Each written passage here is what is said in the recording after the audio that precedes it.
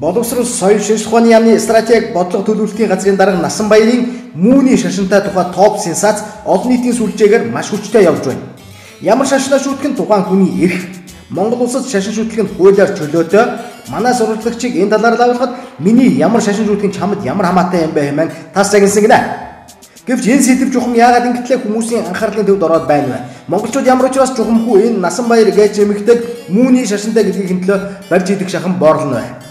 Хамаг учрын тэрээр Монголын боловсролын системийн бодлого төлөвлөлтийг зангиддаг газарт ажилладаг, ажиллахаар барахгүй тэр чухал стратегийн бодлогыг даргалж өдөрдөг хүмүүний тул ийхүү эмзэглэн шугацгааж байна. Ийм хөл толгойгоо алдсан юм гэж байх уу? Ердөө өнгөрсөн жил гэхтэл энэхүү Насанбаяр гэж эмэгтэй уран зохиолын хичээлийг дунд сургуулийн хичээлээс хаснаа гэсэн шуугианд нэр холбогдож, сошиал ертөнцийг тэр жигтэн дөргиогоод авсан юмдаг.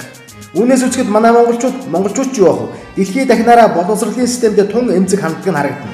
Хүн юугааг нь ямар шашнаа шүтэн ердөө хамаадаг. Гагцхүү Монгол улсын боловсролын бодлогын гол зангилааг атгах зүүдэг хүн дэлхийд дахид гаж урсгал гэгдэг шашны номдогч гэсэн шуугианд холбогдож олон нийтийн сүлжээгээр бүх төрлийн баримт нотлогоор батлагдаад байхад холбогдох байгууллагууд тэр дундаа боловсролын сайд, ноён ган төмөр, ерөнхий сайд сайхан бэлэг нэгэн үе Муунтэй нэр холбогдож Мууны шашинтан гэх нэрийг хүртэл зүүж явсан Монгол улсын эв нэгдлийн бэлэгдэл Монгол улсын аюулгүй байдлын зөвлөлийн гишүүн элбэг доржноор яагаад таг дуугаа суун вэ?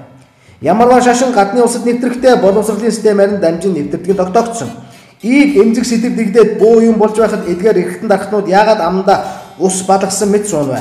Энэ таг дуугүй байдал чинь олон түмнийг улам бүр эргэлзээтэй байдалд оруулж байна. Хатагтай Насанбаяр тааж гисэн Мууны шашинтан биш гэж сэтгүүлчлэлтэй ахцарлах мөртлөө нэр төрдөг нь халдлаа гэж шүүгд гомдол гарахгүй байгаа нь чухам юуны учир вэ? Та хинч байж болно, юу ч хийж болно. Таны эрх. Гагцхүү энэ бүхэн үнэн бол та үгдүүгүй боловсролын салбараас зайгаа тавин олдох ёстой босуу. Боловсролын сайд, ноён ган төмөр тааж гисэн энэхүү дуулиар шуугиан цэг тавьж ажилтныхаа холбогдоод буй сенсацийн талаар үнэн зөвийг нь тогтоолох хэрэгтэй босоо.